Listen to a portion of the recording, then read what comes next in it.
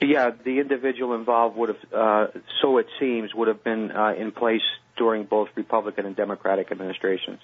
All right, interesting stuff. I'm sure that narrows it down to speculation on who it might be. It's got to be less than a dozen people on your list, though, right? Try about 6, yeah. Try about 6, yeah, half a dozen on Phil's short list there. All right. Well, I'm sure that there's a grand jury investigating this right now, right? Of course. Okay, sorry.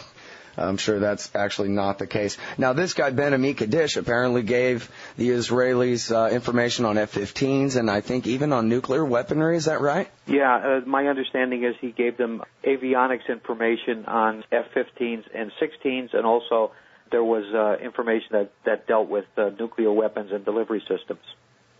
Now, this is like an old case, sort of a cold case. This guy's an old man now. He's not going to be prosecuted for treason? Well, I would like to see him prosecuted for treason, but it's not likely.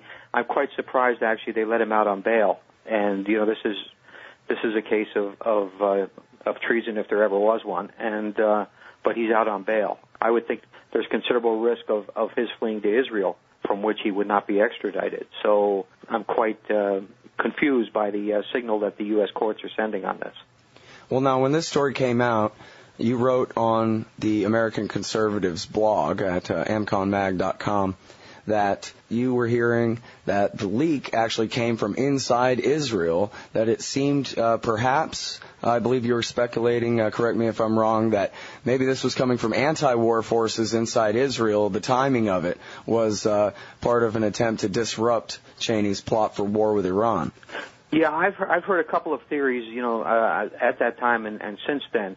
But everybody seems to agree that the FBI did not have any information, did not have a clue about this Ben-Ami Kadish spying for Israel, but that the information came from Israel. Now, I'm not exactly sure what the channel would have been, but obviously it had to come from somebody in the security services or relatively high up in the government.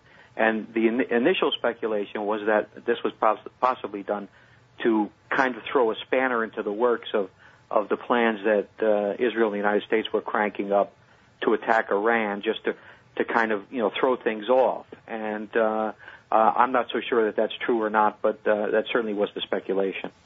Interesting. Now, we got to get to the neoconservatives because I don't think it's been alleged, at least for a long, long time, that our household name favorite neocons like Paul Wolfowitz, Richard Pearl, Douglas Feith are actually Israeli spies, but are clearly such Israeli partisans that their foreign policy seems to be all centered around the clean break plan that David Womser and Douglas Feith and Richard Pearl wrote up for Benjamin Netanyahu in 1996.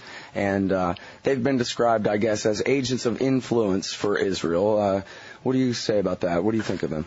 Well, it's first of all, let me point out that all those people you named have, in fact, been investigated for under suspicion of passing classified information to Israel. So it's not just pure speculation that these people would, on occasion, have indicated or demonstrated a willingness to go beyond what are the normal restraints to assist the Israelis as they see it. Whether they're agents of Israel or agents of influence for Israel or not is a matter of semantics, I think. These people are all deeply in love with Israel and have strong and continuing relationships, and very often business relationships. Doug Feith, as you know, and Richard Pearl both have had business interests in Israel that have enriched them greatly. And so that's one side of it. But I think that the point is that the neocons have been engaging in this con job forever, which is that essentially in the way they see the world, Israel and the United States are united and are virtually one entity, and everybody else is basically a shade of gray or a shade of black. And this is, of course, a horrible misreading of the reality of the world in terms of the U.S. national interest. But this is the kind of soap that they've been selling. And some of them may, in fact, believe that Israel and the United States have no differences and they have everything in common. But it's not a view that I would share. Well, Justin Raimondo at AntiwarRadio.com says that the Iraq War really must be viewed in context as an Israeli covert operation to get America to fight their enemies for them. You know, Scott, there's an interesting story that's been coming out. You realize the Senate Intelligence Committee back on the 5th, I think it was, released a report, and the media focused on the fact that the report said that the Bush administration had been lying about the war. Mm-hmm. Well, this is the long-awaited and long-buried Phase 2 report, and I think primarily, Phil, it's focused on Michael Ledeen and Larry Franklin's meetings down there in Rome. Well, and that's what I was going to say, but there was some intriguing stuff about how it might have been the Iranians who who arranged some of this stuff by running alleged defectors, Iranian defectors, into Ledeen and Ghorbrani Farr and into the neocons at the Pentagon, because it was in the Iranian interest for us to take out Saddam Hussein. So that's yet another wrinkle to the story, and I think it's maybe in some ways an amusing sidebar, in that the neocons might have been duped by the Iranian government. Right. Well, this is something that people have talked about ever since it came out that Ahmed Chalabi had been passing secrets to the Iranians. I mean, hell, the INC headquarters was in Tehran, wasn't it? That's right. Yeah, that's right. By the way, to get back to your other assertion about Israel's war and everything like that, my feeling on the war is I read Justin's column and I agree with virtually everything he said, but my feeling on the war is that the Israel lobby and Israel itself were enablers of this war, and that if they had not been partisan and gung-ho on this issue and had not gotten their neocons cranked up in the administration to push for it, it would have never happened. There were other things that caused the war to happen too, and oil is certainly one of them. But I believe that without the Israel interest in this, there would not have been a war against Iraq. Mm-hmm. Well, what about the upcoming war against Iran? I keep trying to find other parts of the war party to identify besides the Israel lobby, and I don't really seem to find them outside of the vice president's office anyway. Well, I think you could look at Mr. Hagee, a Pastor Hagee, as he was referred to yesterday when someone was asking me about him, and his Christians United for Israel. They're certainly Christians, and they're certainly interested in they're interested in the end of the world, which will come about by apparently attacking Iran, and then which somehow will bring about the second coming of Christ. Well, Phil, as long as you brought him up, I might as well play this one clip real quick. There's an army of 200 million marching down the river Euphrates, coming toward the Persian Gulf. There's going to be the meeting of the largest armies in the history of the world. Then there's going to be an invasion that is unplanned for on the charts of all of the dictators of the earth. It's not an invasion from the north or the south or the east or the west. It's an invasion from heaven. And he will establish his kingdom, and of his kingdom there shall be no end. I am telling you, that makes this message one of the most thrilling prophetic messages you've ever heard in your life. You could get raptured out of this building before I get through finished preaching. We are that close.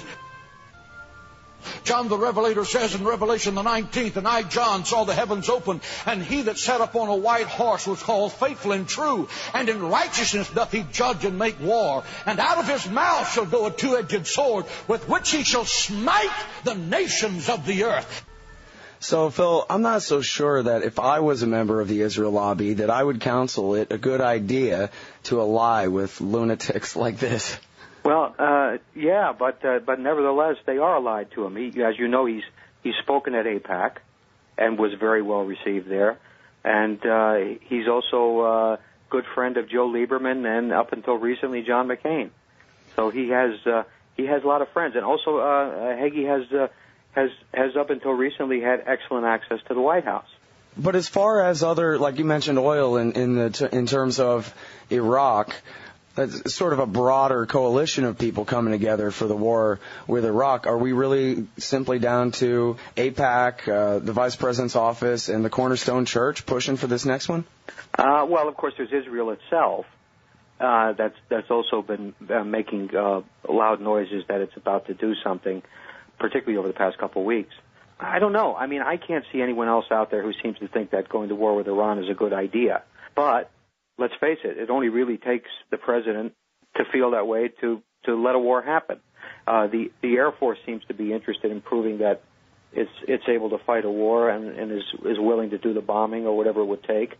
I'm not so sure that a lot of people in the Army would share that optimism. But anyway, there are always interest groups. You can always co-opt people into doing things you can always buy people. This administration has been very good at buying people in terms of to silence generals so they don't criticize the administration,